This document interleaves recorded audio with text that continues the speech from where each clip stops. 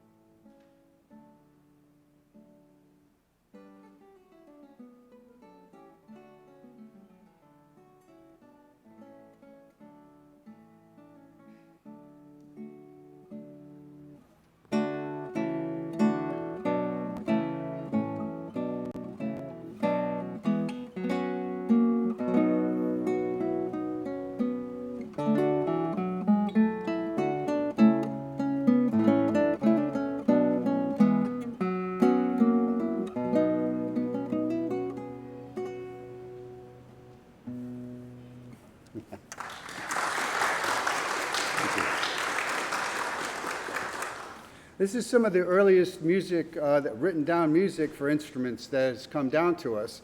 And it basically survived because this Renaissance music was played in the royal courts of Castile and Aragon. And so the Spaniards at that time were great record keepers, and they published books of this music. So this music was played for the royal people. The next pavane is also sort of in a choral style by Luis Milan, and it imitates this antiphonal type of music where there would be two choirs in a church, and one choir would sing, and then the other one would answer, would respond to it. So this is the second pavane by Luis Milan.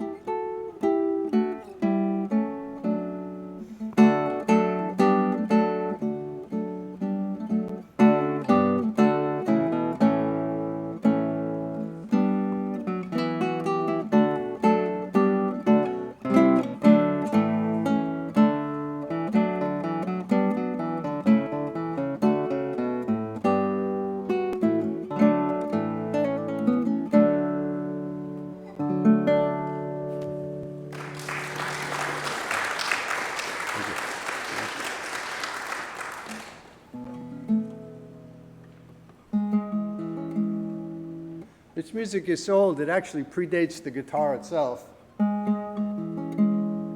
So I have to retune for some of the pieces.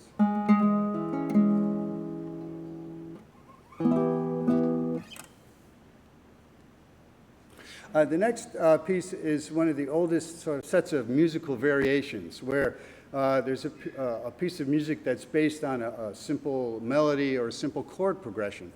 And the composer shows off their inventiveness and reusing this music, but in different ways, coming back with and showing off their ability to compose. This one has this one's based on a chord progression that has some unusual rhythmic devices. It's a thing called the hemiola, which the Spaniards used a lot. And it's a way of grouping the beats so that the music sort of sounds like it's speeding up and slowing down at different times. And so there's a constant pulse behind it, but the beats are grouped in twos and then threes. So it kind of goes like, the chord progression is this, and you can hear that.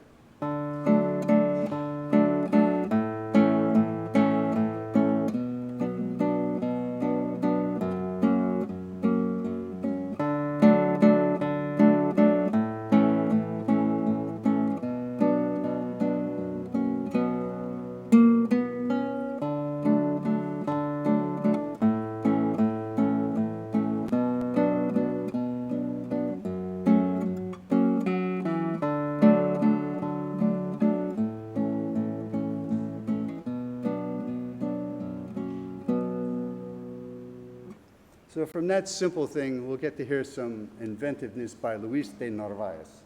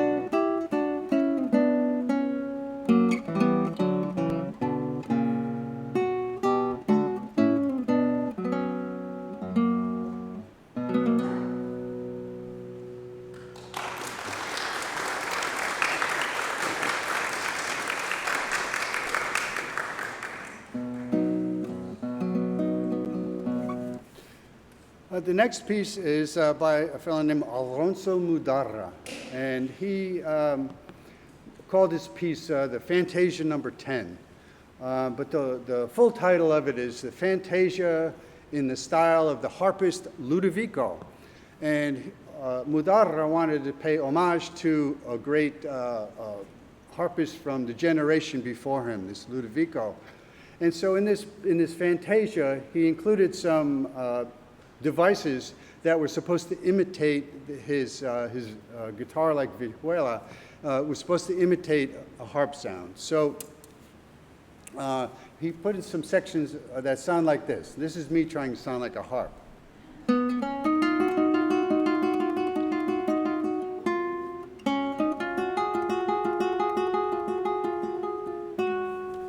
So that's a guitar sounding like a harp, to the best of my ability. And at the end, he wrote in this piece that at the end it starts to sound a little bit dissonant and strange. He says, but if you play it well, it won't sound too bad. So we'll see how that goes.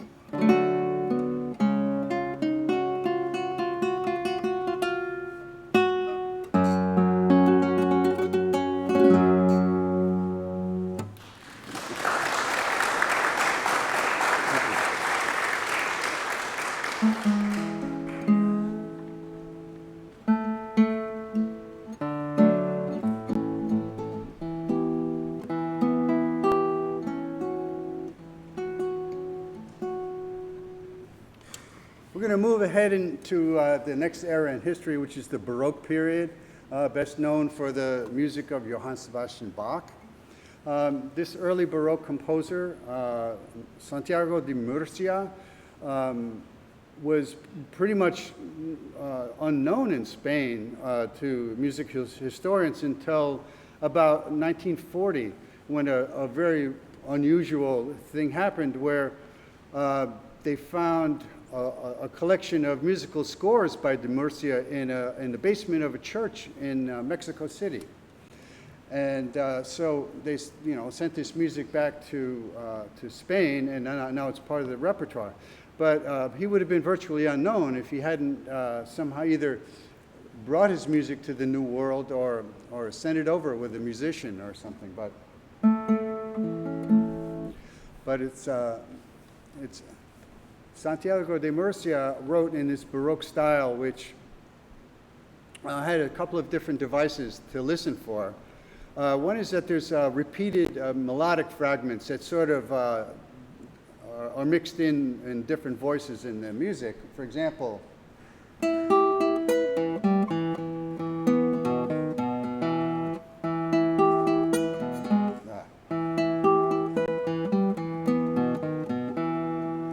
hear these short fragments that get peppered in through the music. And then they do these musical sequences where it's a sort of pattern of music that kind of moves along. So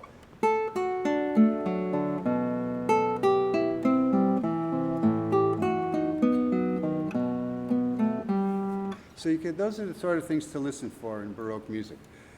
So this is the Prelude and Allegro by Santiago de Murcia.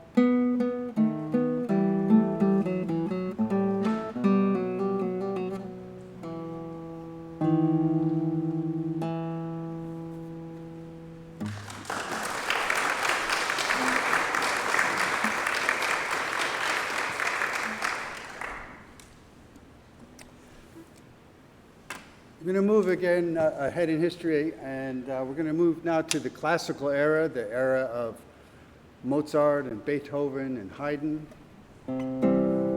and another Spanish composer. His name was Fernando Sor, and he had a very interesting life. He studied at a monastery in Spain, studied music, and then he went to France to study more music. In the meantime, a war breaks out between the French and the Spanish. So when the war's over, he goes back to Spain, but he's not particularly welcome at this point. So he returns to France, falls in love with a ballerina, because the French really invented ballet. But she decides that she wants to go and study where the new ballet is in Russia. So Sor follows her to Moscow, and they go there. He writes a couple of ballets for her. She falls in love with a Russian dancer, and then he comes back to France. But he wound up doing pretty well. He ended his life fairly prosperously in England, writing Spanish music for English people.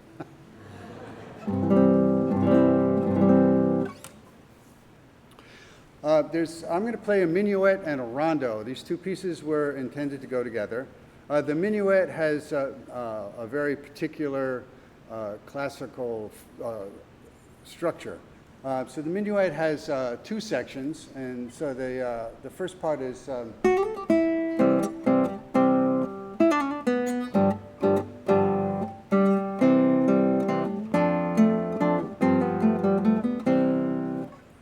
and then there's a second section to it.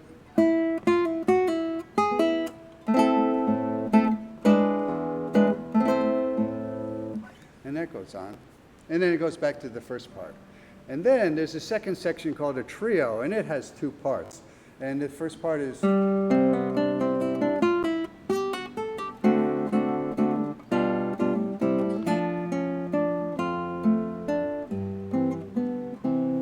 then that has a middle part.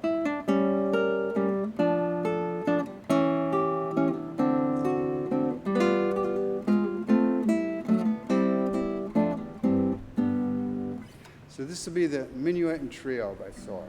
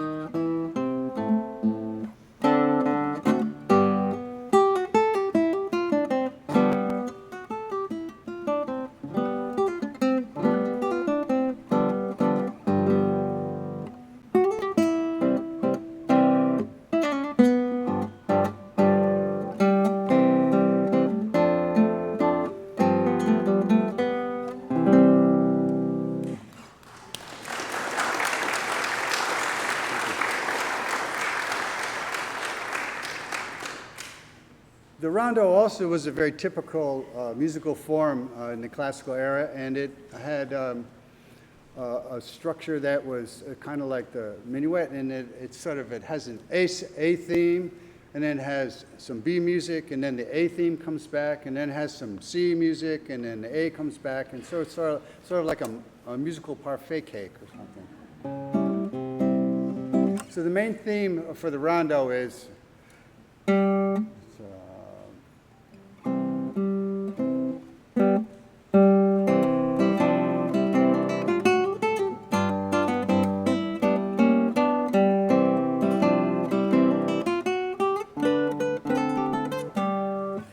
just the main theme, and then it has a secondary theme too.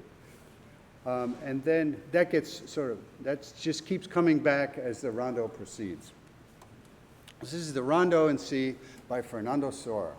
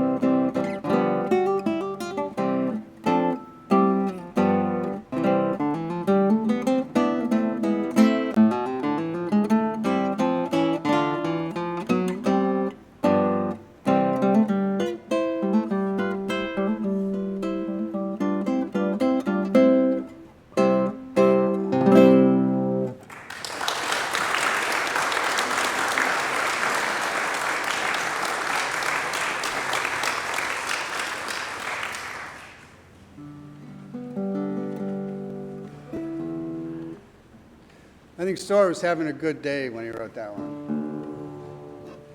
Unlike a lot of guitar music, it's pretty happy stuff.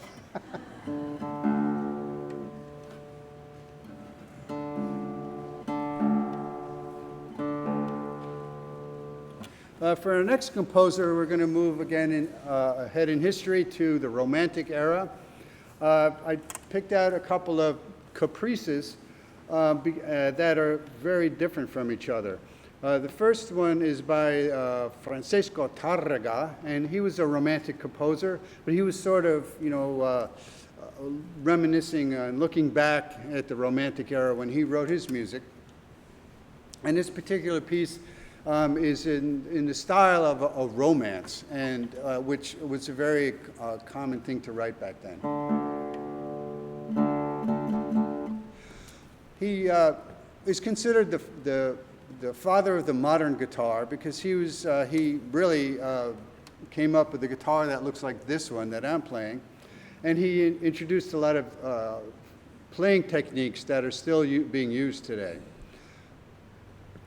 In this piece, he took a theme and he uses it three different ways. And it's called Capriccio Arabe because it's based on an Arabic sounding scale. But it sounds like this.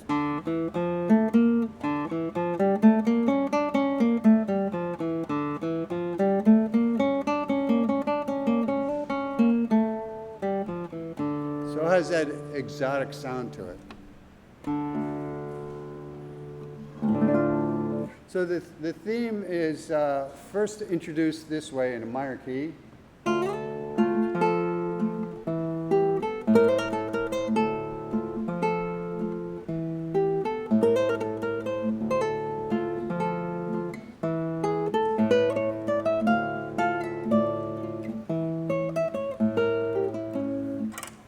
And then it comes back again later in a major key in a related key. And it's in the middle of the guitar now.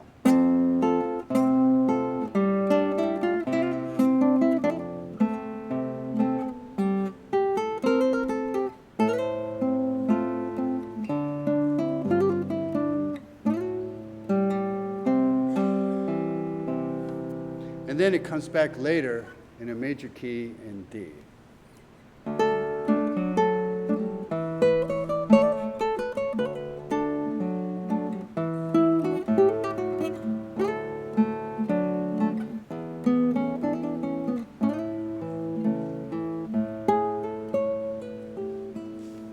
So that's the theme used three different ways. And the way he strings it all together is really a magical thing.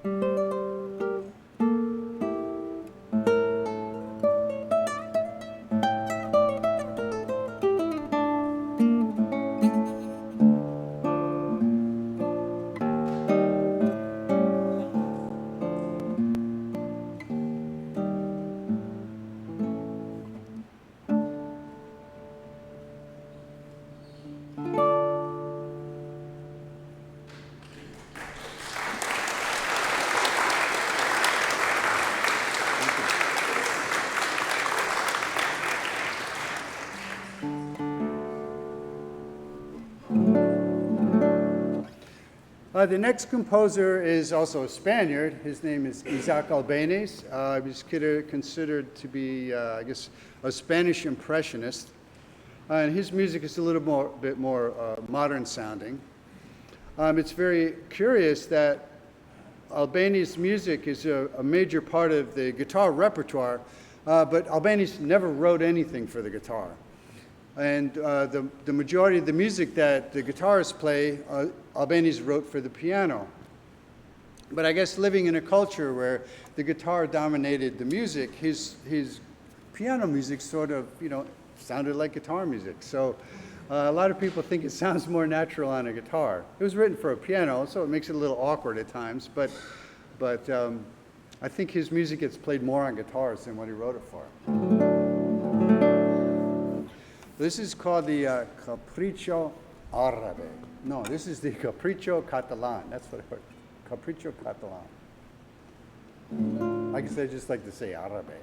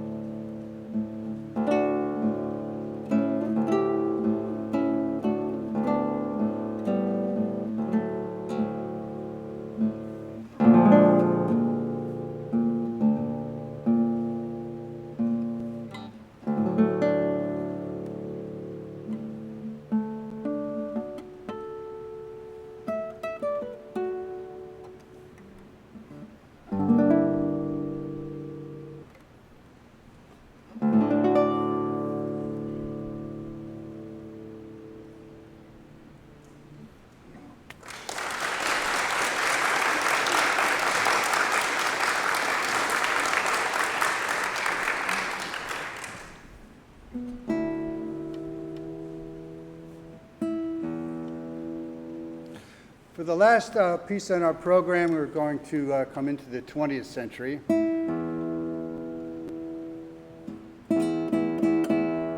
Which was greatly influenced, the guitar was greatly influenced by the most famous classical guitarist of the 20th century, Andres Segovia. So if any of you listen to classical music at all, you probably are familiar with Segovia's name.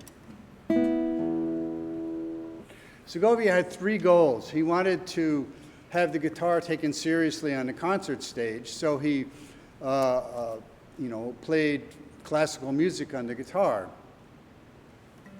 And to find music, this type of music, he transcribed the music of Bach and Schubert and different people. And he found the music of Fernando Sor and different people. And so he looked up and found as much music as he possibly could. But at one point, he finally needed to get some new music. And so what he did was he approached his contemporaries, who were composers, and said, please, my instrument needs new music. Will you write some music for my instrument? And one of the first composers to come forward was Federico Moreno Torroba. He was writing comic operas in Spain at the time, and he said, okay, I'll give it a try to the guitar. And so he wrote some things, he worked with Segovia, and he wound up writing, well, I don't know, about 75 pieces for the guitar. And I think his music is best remembered from guitars than his operas, which he was originally famous for.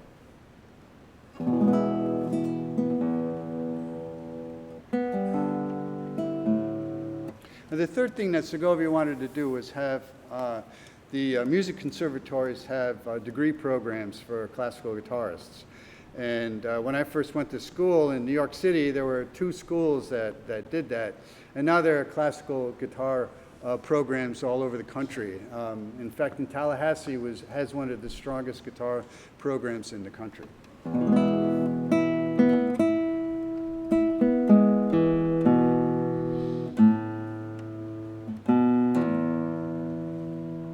We're constantly tuning guitars. They sort of go out of tune if you just walk across the room. But they used to say about the old lutenists that if a lutenist lived to 80 years old, he would spend 40 years tuning his lute.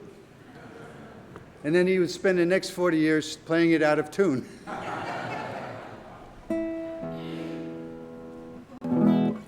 Okay, Torroba wrote this piece called Madroños, and I thought it was about people in Madrid until I met a Bolivian guitarist, Marcos Puña, and he told me that, no, he studied in Spain, and he said, no, Madroños is a bush. I said, what are you talking about?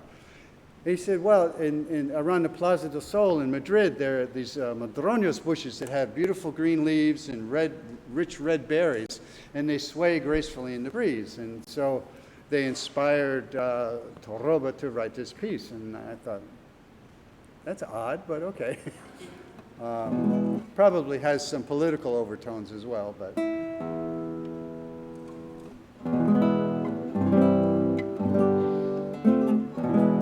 So Madroños is sort of a modern take on Spanish flamenco music. This is Madroños.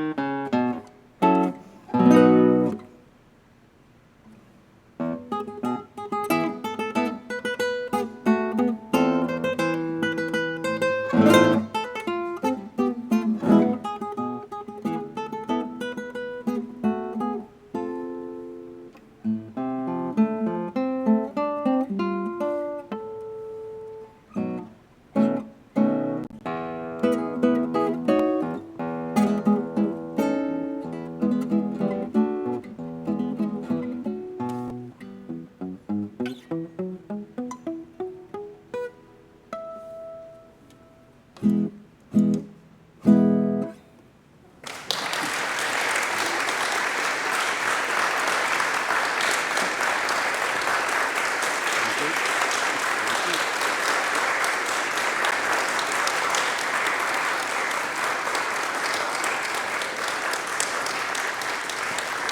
you.